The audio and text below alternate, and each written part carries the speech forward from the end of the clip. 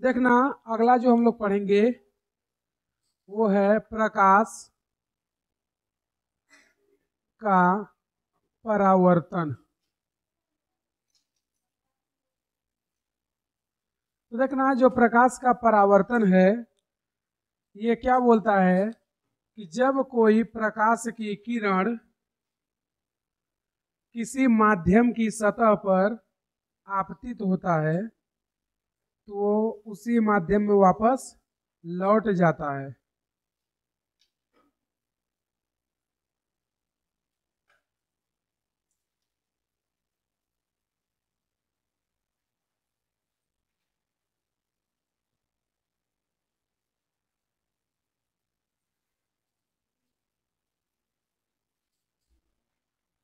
ये है आपतित किरण,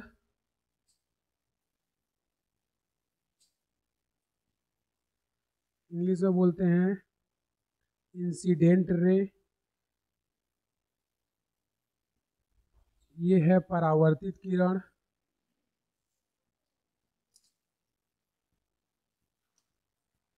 परावर्तित किरण इंग्लिश में बोलते हैं रिफ्लेक्टेड रे। और ये है अभिलंब, इंग्लिश में बोलते हैं नॉर्मल। इसको हम लोग बोलते हैं अभिलंब बिंदु, अभिलंब बिंदु। इसको हम लोग बोलते हैं आपतन कोण, और इसको हम लोग बोलते हैं परावर्तन कोण।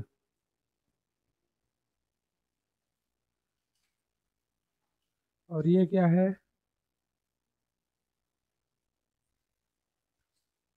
दर्पण, या इसको हम लोग बोल सकते हैं परावर्तक पृष्ठ।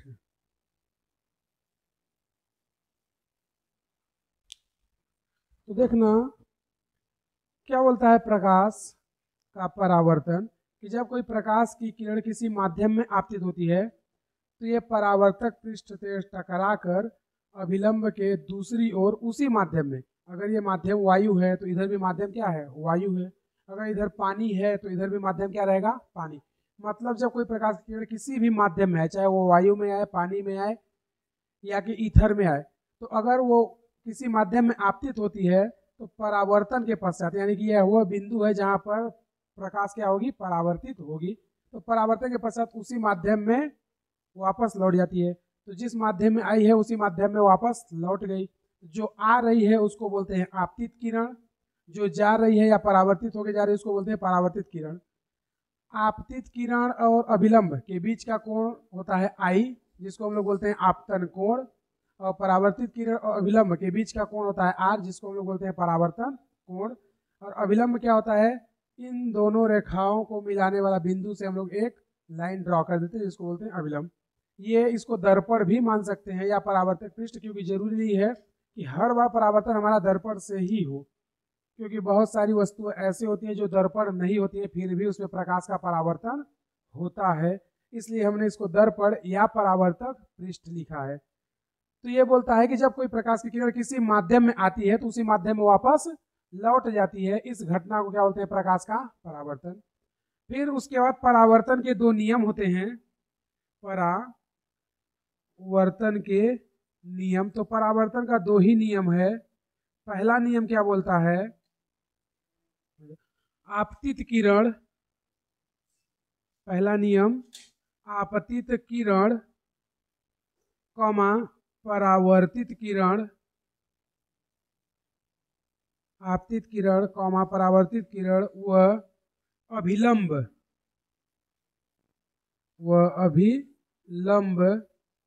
तीनों एक ही तल में होते हैं, तीनों एक ही तल में होते हैं।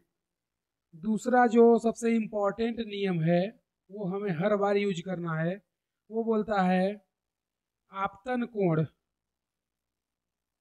आपतन कोण मतलब कोण आई का मान परावर्तन कोण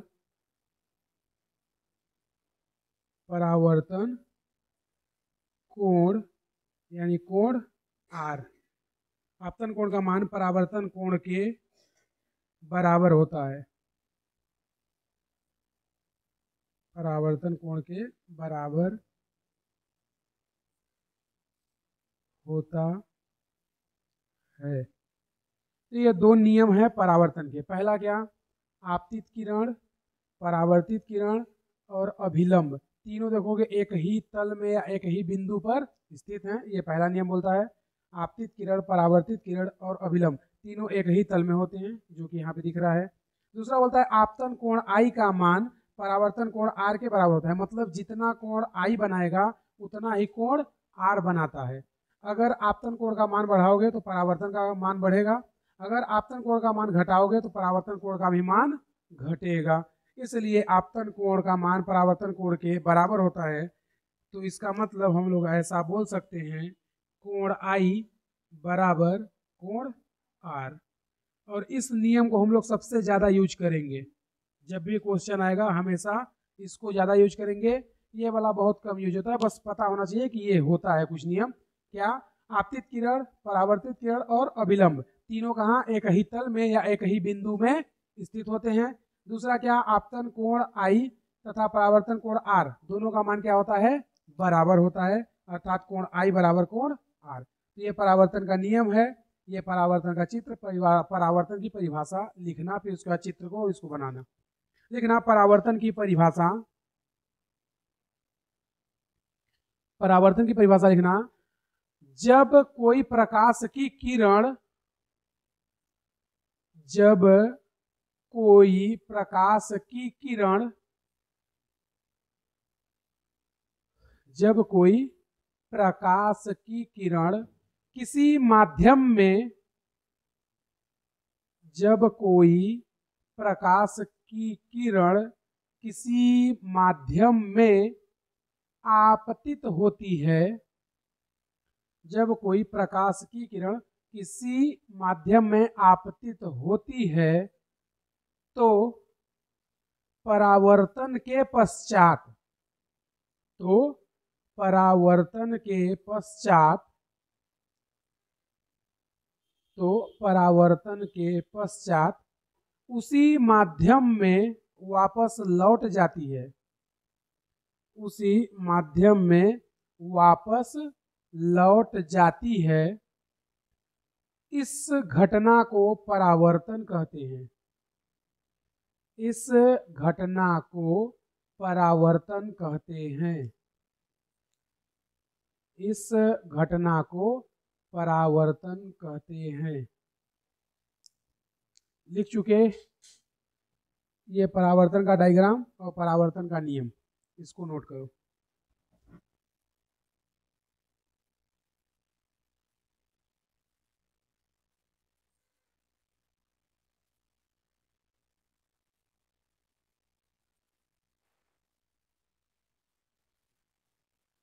जब प्रकाश का परावर्तन होता है तब, जब प्रकाश का परावर्तन होता है तब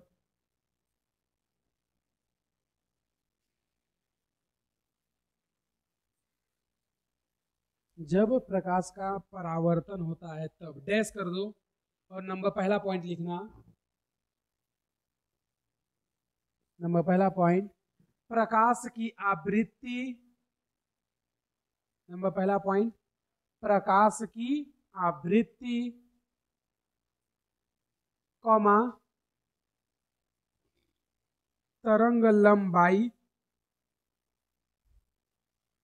तरंग लंबाई ब्रैकेट में लिख सकते हो तरंग दैर्ध्य, जिसको लेमडा से रिप्रेजेंट करते हैं, तरंग दैर्ध्य। और प्रकाश की चाल नहीं बदलती है, और प्रकाश की चाल नहीं बदलती है।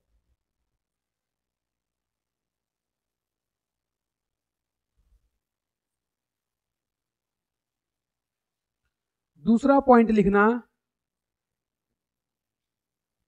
प्रकाश की तीव्रता व आयाम, प्रकाश की तीव्रता व आयाम कम हो जाता है, प्रकाश की तीव्रता व आयाम कम हो जाता है क्योंकि कुछ प्रकाश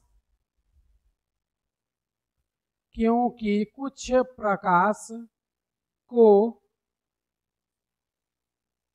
सतह अवशोषित कर लेता है, क्योंकि कुछ प्रकाश को सतह अवशोषित कर लेता है, इसलिए उसका तीव्रता और आयाम क्या हो जाएगा, कम हो जाएगा या घट जाएगा। तीसरा पॉइंट,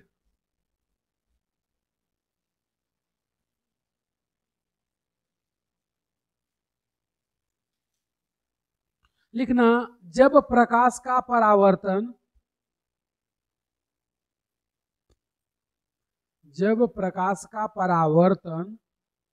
सघन माध्यम से होता है,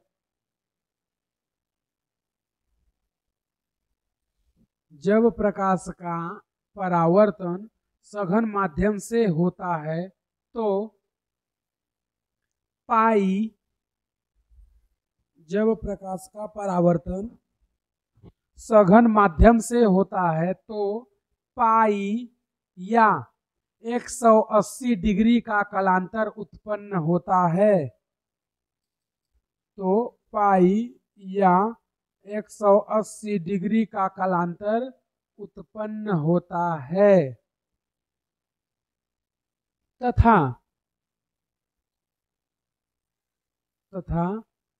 जब प्रकाश का परावर्तन विरल माध्यम से होता है, तथा जब प्रकाश का परावर्तन विरल माध्यम से होता है, जब प्रकाश का परावर्तन विरल माध्यम से होता है तब 0 डिग्री का कलांतर उत्पन्न होता है, या इसी को बोल सकते हो कोई कलांतर उत्पन्न नहीं होता है। 0 डिग्री का कलांतर उत्पन्न होता है या कोई कलांतर उत्पन्न नहीं होता है, 0 डिग्री का कलांतर उत्पन्न होता है या कोई कलांतर उत्पन्न नहीं होता है। लिख चुके? तो ये 3 कंक्लूजन। पहला कंक्लूजन क्या है कि प्रकाश की आवृत्ति, तरंगदैर्घ्य और प्रकाश की चाल में कोई परिवर्तन या कोई बदलाव नहीं होता है। दूसरा कंक्लूजन क्या है, प्रकाश की तीव्रता व आयाम कम हो जाता है क्योंकि कुछ प्रकाश सतह अवशोषित कर लेती है। और तीसरा कंक्लूजन क्या है कि जब प्रकाश का परावर्तन सघन माध्यम से होता है तो पाई या 180 डिग्री का कलांतर उत्पन्न होता है, और जब विरल माध्यम से परावर्तन होता है तो कोई कलांतर या 0 डिग्री का कलांतर उत्पन्न होता है।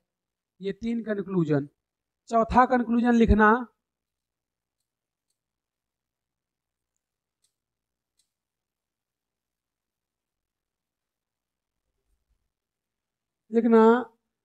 जब प्रकाश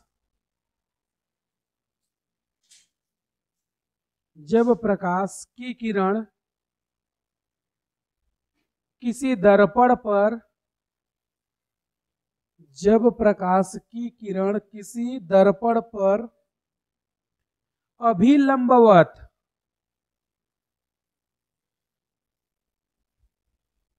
जब प्रकाश की किरण किसी दर्पण पर अभिलंबवत आपतित होती है, किसी दर्पण पर अभिलंबवत आपतित होती है, तो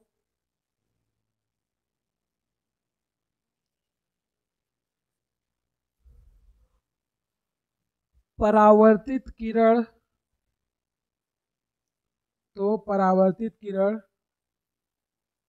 अभिलंबवत उसी मार्ग में वापस लौट जाती है। तो परावर्तित किरण उसी मार्ग में अभिलंबवत वापस लौट जाती है।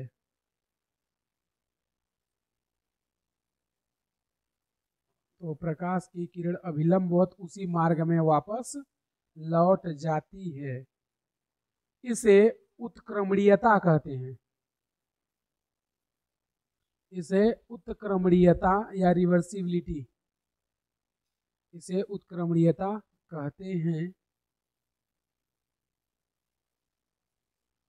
फिर नीचे लिखना अर्थात कोण आई बराबर कोण आर बराबर 0 डिग्री, अर्थात कोण आई बराबर कोण आर बराबर 0 डिग्री, अर्थात कोण आई बराबर कोण आर बराबर 0 डिग्री।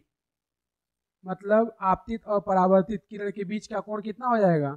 0 डिग्री। तो प्रकाश जिस मार्ग से आता है उसी मार्ग से वापस लौट जाता है।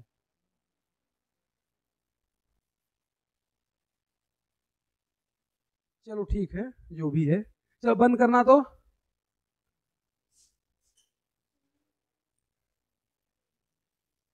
पता नहीं क्या क्या हो रहा है। देखो इसमें कुछ दिख रहा है तुम्हें? आने वाली किरण और जाने वाली किरण दिख रही है। ये इसलिए दिख रहा है क्योंकि धुआं हम लोग किए हैं। अगर धुआं नहीं करेंगे तो ये नहीं दिखाई देगा। अब जो आ रही है वो कौन है? आपतित किरण। जो जा रही है वो कौन है? परावर्तित किरण। तो आपतित किरण और परावर्तित किरण देख, इस क्लियर दिखाई दे रहा है तुम्हें? अब देखना, हमने जो लास्ट कॉन्सेप्ट बताया था, अगर आपतित किरण का मान घटाते जाए 0 डिग्री कर दें तो परावर्तित किरण भी 0 डिग्री हो जाएगी। तो देखना धीरे धीरे कम कर रहे हैं एंगल। आने और जाने वाली क्या हो गई? संपाती, यानी कि जिस मार्ग से आ रही है उसी मार्ग से लौट भी जा रही है। तो तुम्हें जब इसको डायरेक्टली दिखेगा तो ऐसे पता नहीं चलेगा, लेकिन अभी देखोगे तो जितना दूर करेंगे ना उतना एंगल बढ़ता जाएगा। देखो दिख रहा है? क्यों दिख रहा है? क्योंकि अभी जो हम लोग धुआं किए हैं उस धुएं के कारण हमें ये लाइट विजुअल हो रही है, अदरवाइज विजुअल नहीं होता। क्यों ये जा रही है वो नहीं दिख रहा है तुम्हें? कैसे आ रही है वो कैसे जा रही है? भाई आने वाली किरण और जाने वाली दिख रही नहीं? तो जो आ रही है वो क्या हो गया? आपतित किरण। जो जा रही हो क्या हो गया? अगर बीच में हम लोग अभिलंब डाल दें तो आपतित किरण और अभिलंब के बीच क्या हो जाएगा? आपतन का कोण। और परावर्तित और अभिलंब के बीच क्या हो जाएगा? परावर्तन का कोण। अगर इसको हम लोग आपतन कोण को देखो घटाते जाए घटाते जाए घटाते जाए और कितना कर दे? 0 डिग्री। तो आपतन और परावर्तन दोनों एक ही रेखा पर, यानी प्रकाश जिस मार्ग से आ रही है उसी मार्ग से वापस लौट जाएगी। इसी को हम लोग क्या बोलते हैं? प्रकाश का उत्क्रमणीयता। तो ये क्या है? लाइट ऑफ रिफ्लेक्शन या प्रकाश का परावर्तन। तो अगर अभी हम लोग धुआं नहीं करते तो ये लाइट नहीं दिखती। जानते हो क्यों? क्योंकि जो धुआं के पार्टिकल या कण हैं वो प्रकाश को क्या कर रहे हैं? फैला दे रहे हैं। भाई जैसे सूर्य से प्रकाश तुम्हारे पास आता है, लेकिन वो प्रकाश का पथ दिखाई देता है क्या तुम्हें? नहीं दिखाई देता। लेकिन उसको देखने के लिए हमने क्या किया? धुआं कर दिया। तो धुआं के जो कण हैं वो क्या कर रहे हैं? इसके किरणों को बिखेर दे रहे हैं, इसलिए हमें ये लाइट विजुअल हो रही है। तो एक हो गया आपतित और दूसरा हो गया परावर्तित। इसके बीच में अभिलंब डाल दे तो आपतन कोण और परावर्तन कोण भी हमें मिल जाएगा। समझे? जाओ चालू कर दो जी। राम सागर।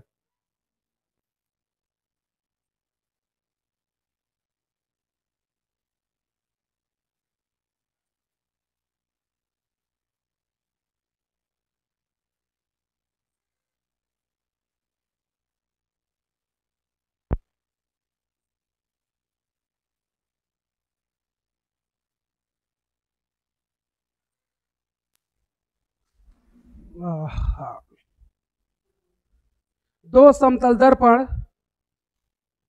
क्वेश्चन लिखना, दो समतल दर्पण, दो समतल दर्पण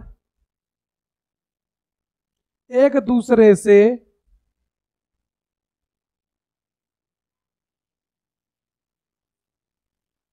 दो समतल दर्पण एक दूसरे से चित्रानुसार व्यवस्थित हैं, दो समतल दर्पण एक दूसरे से चित्रानुसार व्यवस्थित हैं, तो थीटा का मान ज्ञात कीजिए, तो थीटा का मान ज्ञात कीजिए।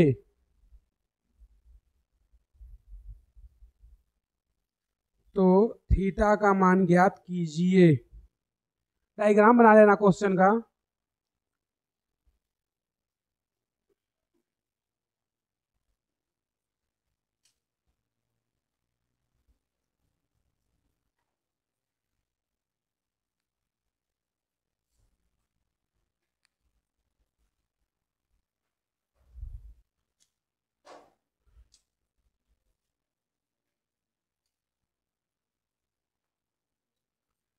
ये है मिरर M1, ये है मिरर M2।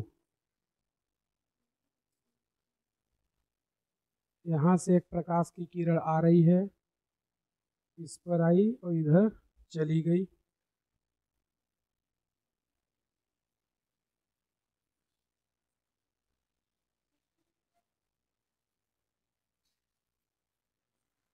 ये कोण तुम्हें दिया है 22 डिग्री और ये कोण तुमसे पूछा है थीटा।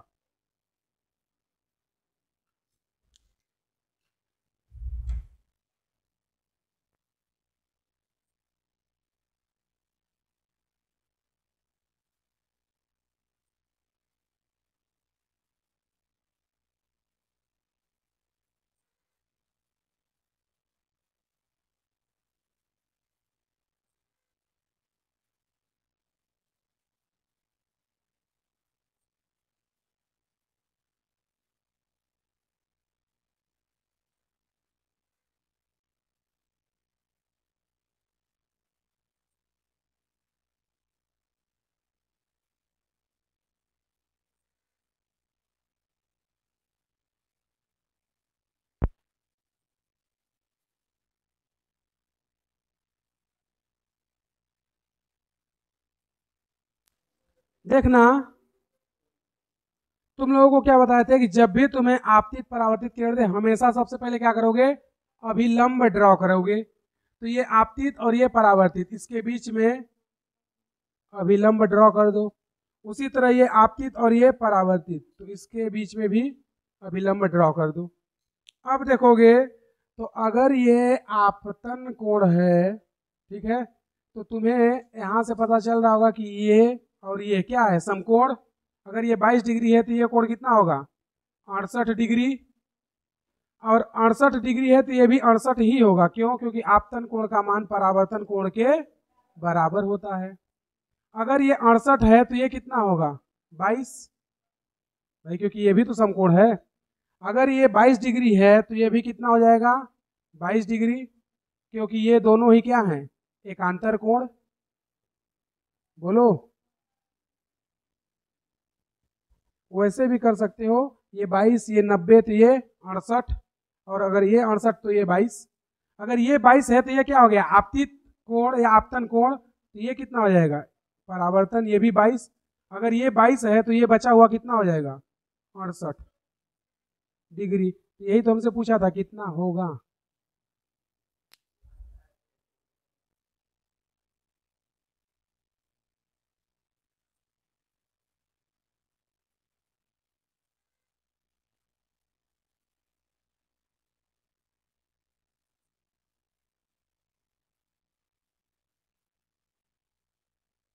अगला क्वेश्चन लिखना,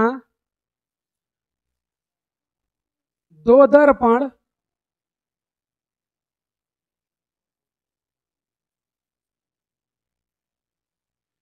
एक दूसरे से 50 डिग्री के कोण पर दो दर्पण एक दूसरे से 50 डिग्री के कोण पर व्यवस्थित हैं। दो दर्पण एक दूसरे से 50 डिग्री के कोण पर व्यवस्थित हैं। दो दर्पण एक दूसरे से 50 डिग्री के कोण पर व्यवस्थित हैं। यदि यदि अंतिम परावर्तित किरण यदि अंतिम परावर्तित किरण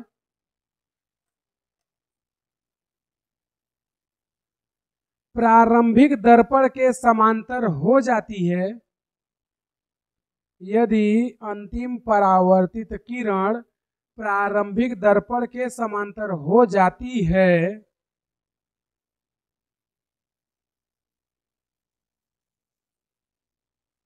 प्रारंभिक दर्पण के समांतर हो जाती है, तो आपतन कोण का मान ज्ञात कीजिए। तो आपतन कोण का मान ज्ञात कीजिए।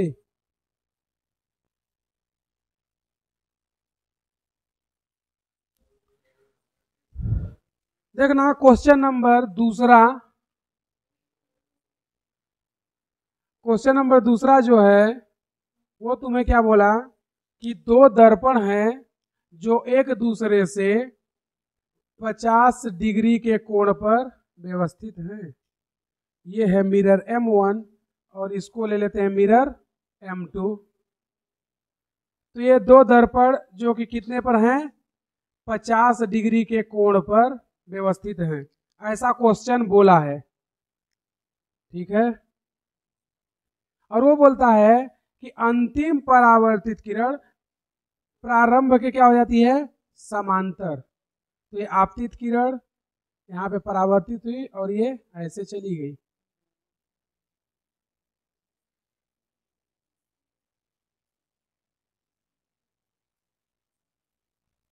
ऐसा तुम्हें क्वेश्चन बोला है क्या कि दो समतल दर्पण या दो दर्पण 50 डिग्री के कोण पर व्यवस्थित हैं। वो बोलता है कि अंतिम परावर्तित किरण प्रारंभिक दर्पण के समांतर है। तो प्रारंभिक दर्पण ऐसे है एक्स डायरेक्शन में और अंतिम परावर्तित किरण भी उसी के दिशा में है। तो बोलता है कि अंतिम परावर्तित किरण अगर इसके समांतर है तो तुमसे आपतन कोण आई का मान पूछ रहा है। तो यहाँ पर अगर हम लोग अभिलंब ड्रॉ कर दें और यहाँ पर भी अभिलंब ड्रॉ कर दें तो ये क्या होगा, आपतन कोण आई। यही हमसे पूछ रहा है कितना होगा। ठीक है, तो देखना हमारे पास एक कोण दिया हुआ है, बाकी का सब हमें ज्ञात करना है। मेनली हमें क्या ज्ञात करना है, आपतन कोण आई। तो हम लोग क्या करते हैं, देखो यहाँ पे कोण कितना है, 50 डिग्री। तो क्या हम लोग बोल सकते हैं कि ये कोण भी 50 डिग्री ही होगा, क्योंकि ये और ये दोनों क्या है, संगत कोण। बोलो, ये दोनों क्या है, संगत कोण। अगर ये 50 डिग्री, तो देखोगे ये जो रेखा है और ये रेखा दिख रही है, इनके बीच का कोण कितना है, 90 डिग्री यानी समकोण। तो अगर ये 50 है तो ये बाकी का बचा हुआ कितना हो जाएगा, 40। और अगर ये 40 है तो ये भी 40, क्योंकि आपतन और परावर्तन क्या होते हैं, बराबर। तो ये भी 40 डिग्री। अगर ये 40 है तो ये कितना हो जाएगा, 50, क्योंकि ये और ये कितना है, 90। तो ये भी हो गया 50। ये 50 ये 50 कितना हो गया, 100। तो ये कितना बचा, 80, क्योंकि त्रिभुज के तीनों अंतः कोणों का योग 180 होता है। तो ये 50 या 50 100, तो ये कितना हो जाएगा, 80। तीनों को जोड़ेंगे तो 180 आ जाएगा। अगर ये 80 है तो ये देखोगे ये रेखा इसके साथ समकोण, अगर ये 80 है तो ये कितना होगा, 10। और अगर ये 10 है तो ये भी कितना होगा, 10 डिग्री, क्योंकि आपतन और परावर्तन का मान समान होता है। तो हम लोग बोल सकते हैं कोण आई बराबर 10 डिग्री। और यही तो हमसे पूछा था, आपतन कोण का मान।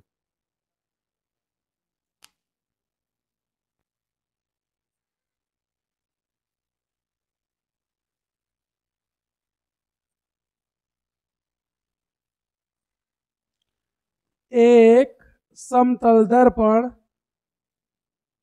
क्षैतिज से एक समतल दर्पण क्षैतिज से 30 डिग्री के कोण पर झुका हुआ है। एक समतल दर्पण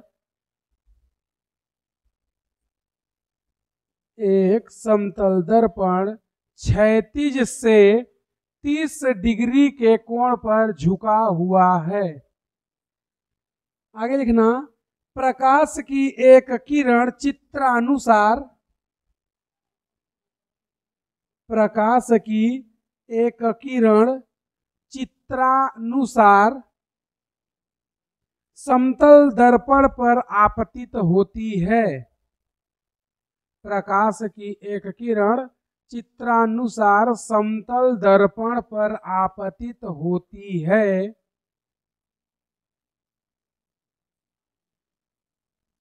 तो परावर्तित किरण व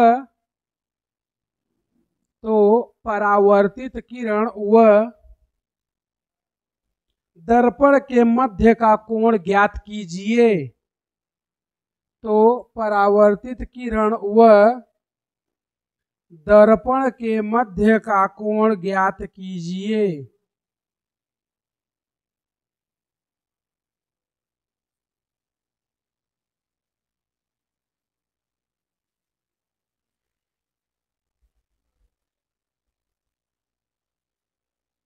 लिखे, क्वेश्चन का डायग्राम बना लो।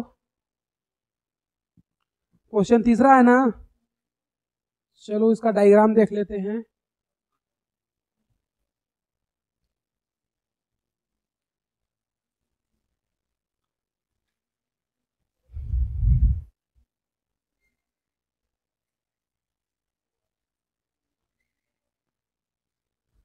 क्वेश्चन का डायग्राम बना लो।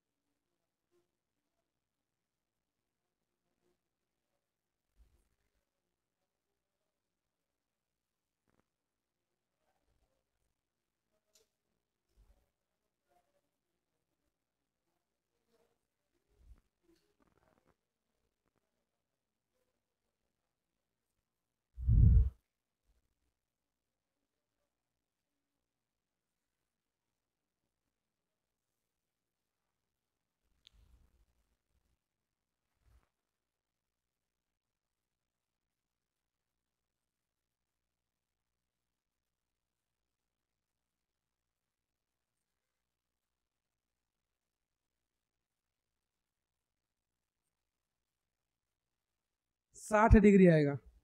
चलो देख लेते हैं, देखना, सुनो इधर। ये बोल रहा है कि ये जो क्षैतिज तल है और ये मिरर, इसको हम लोग बोल रहे हैं एम। तो ये क्षैतिज तल पर बोल रहा है कि 30 डिग्री के कोण पर हमारा दर्पण झुका है। तो क्या हम लोग यहाँ पर एक लाइन ऐसे बढ़ा सकते हैं, मतलब जो हमारा रिफ्लेक्टेड रे या परावर्तित किरण है उसको ऐसे पीछे की ओर बढ़ा देते हैं। तो देखोगे यहाँ पर एक कोण बनेगा, उसको हम लोग ले रहे हैं 30 डिग्री संगत कोण। भाई अगर ये 30 डिग्री है तो ये भी 30 डिग्री। अगर ये 30 है तो देखोगे इसके और इसके बीच का कोण कितना है 90, तो ये कितना हो जाएगा 60 डिग्री। इसके बीच में हम लोग क्या कर दें, एक अभिलंब डाल दें। तो अगर अभिलंब को देखें तो ये 60 है, तो ये कितना बचेगा 30, तो ये भी कितना होगा 30, तो ये भी 30, ये भी 30। हमसे वो क्या बोला था, दर्पण और परावर्तित किरण के बीच का कोण, यानी कि ये हमसे पूछ रहा था कि ये वाला जो थीटा है कितना होगा, तो ये कितना हो जाएगा 60 डिग्री, क्योंकि ये और ये के बीच के एंगल कितना है 90 डिग्री। तो अगर ये 30 है तो ये कितना बचेगा 60। तो वो बोला था परावर्तित किरण और दर्पण के मध्य का कोण क्या होगा, तो वो होगा थीटा बराबर 60 डिग्री। तो वही हमसे पूछा था।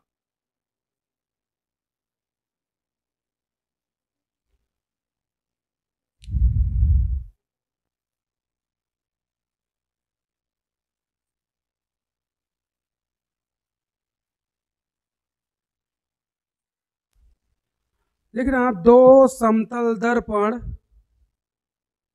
एक दूसरे से थीटा कोण पर झुके हुए हैं। दो समतल दर्पण एक दूसरे से दो समतल दर्पण एक दूसरे से थीटा कोण पर झुके हुए हैं।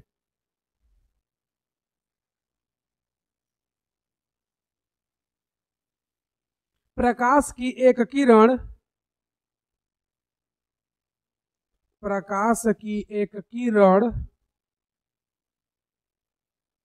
दर्पण M1 पर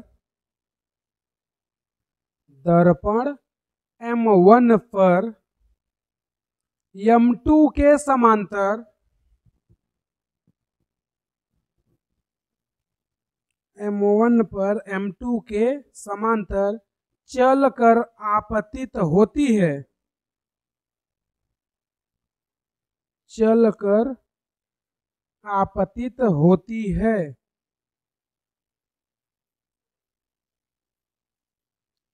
जहां से परावर्तित होकर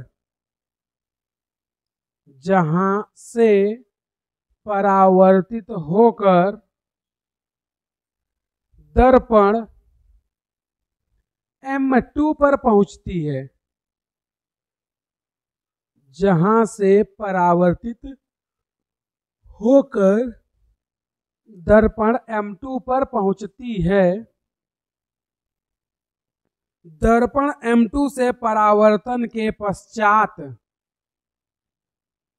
दर्पण M2 से परावर्तन के पश्चात परावर्तित किरण दर्पण M2 से परावर्तन के पश्चात परावर्तित किरण M1 के समांतर हो जाती है। M1 के समांतर हो जाती है। तो दर्पण के बीच का कोण ज्ञात कीजिए।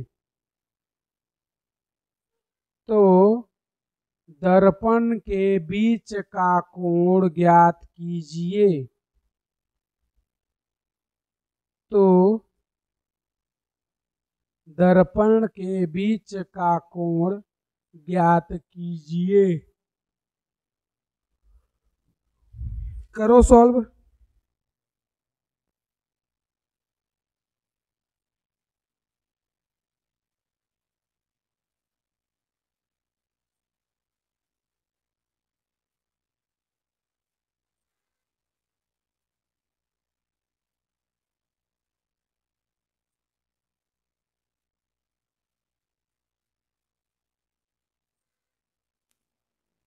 चलो देखते हैं क्वेश्चन चौथा। क्वेश्चन 4 देखना, तुम्हें क्वेश्चन क्या बोला है कि दो समतल दर्पण एक दूसरे से थीटा कोण पर व्यवस्थित हैं। ठीक है, तो हम लोग दो समतल दर्पण बना लेते हैं। ये है M1 और ये M2 और इन दोनों के बीच का कोण कितना है?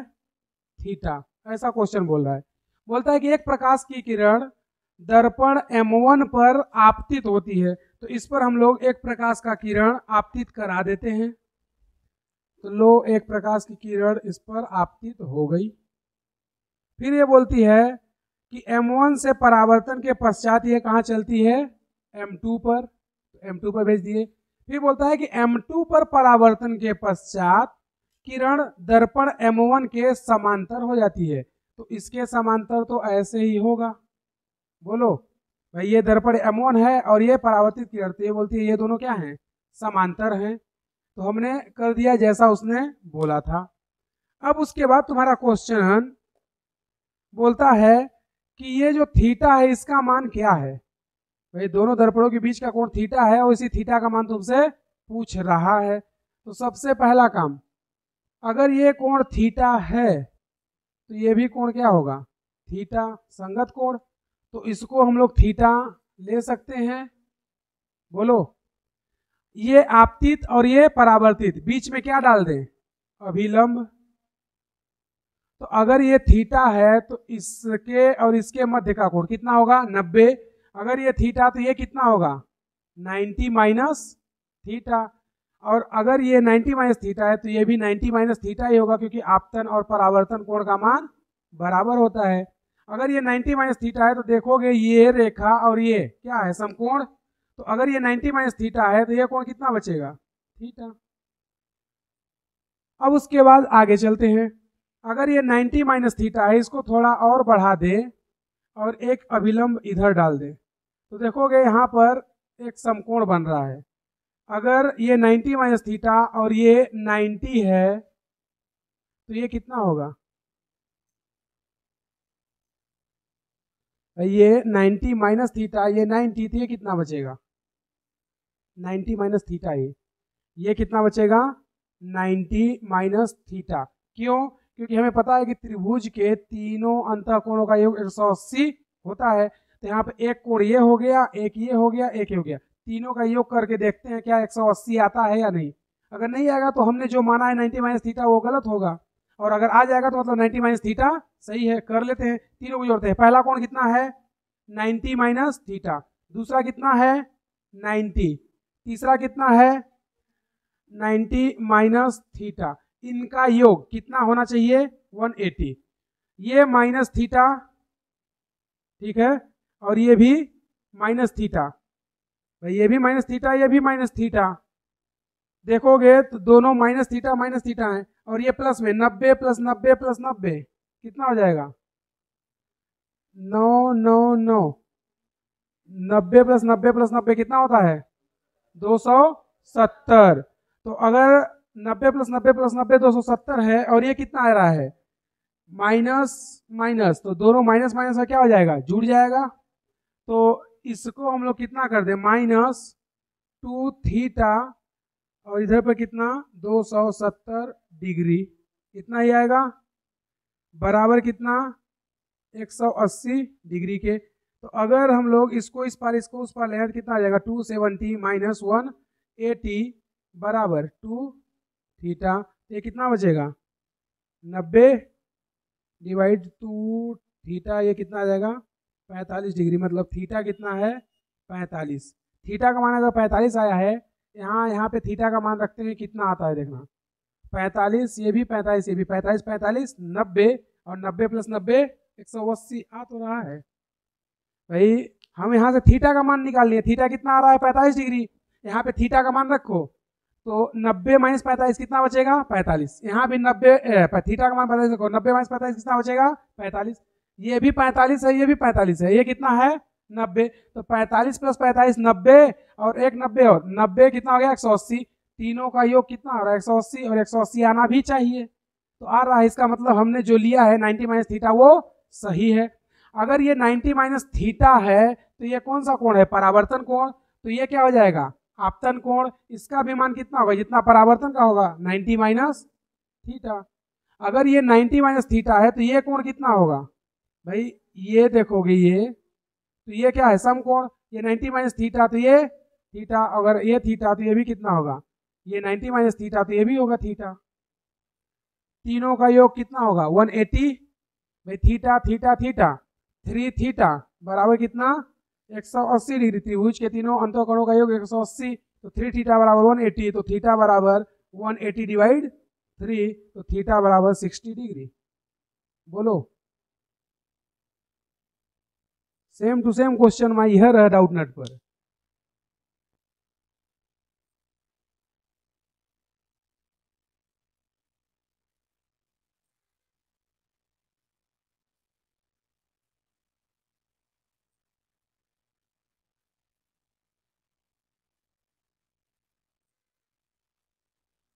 अगला क्वेश्चन 5वां नंबर है ना? देखना क्वेश्चन नंबर 5वां। दो समतल दर्पण एक दूसरे से थीटा कोण पर झुके हैं। दो समतल दर्पण एक दूसरे से थीटा कोण पर झुके हैं।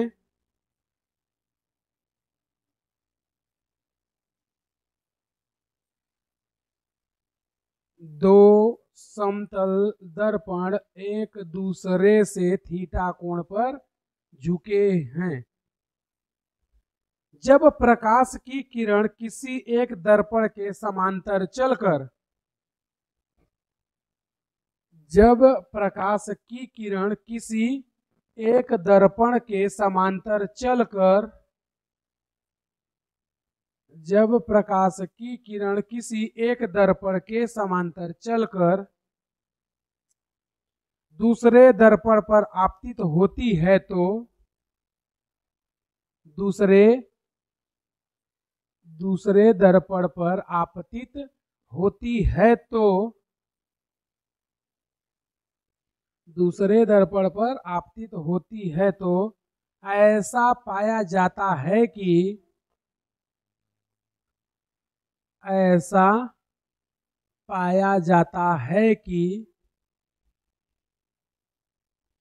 तीसरे परावर्तन के पश्चात ऐसा पाया जाता है कि तीसरे परावर्तन के पश्चात प्रकाश की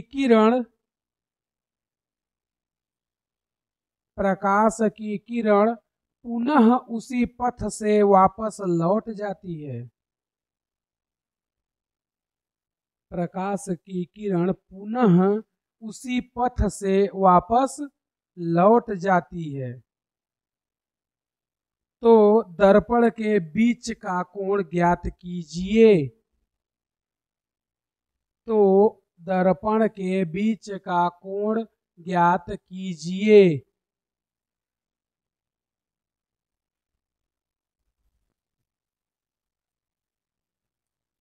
करो सॉल्व।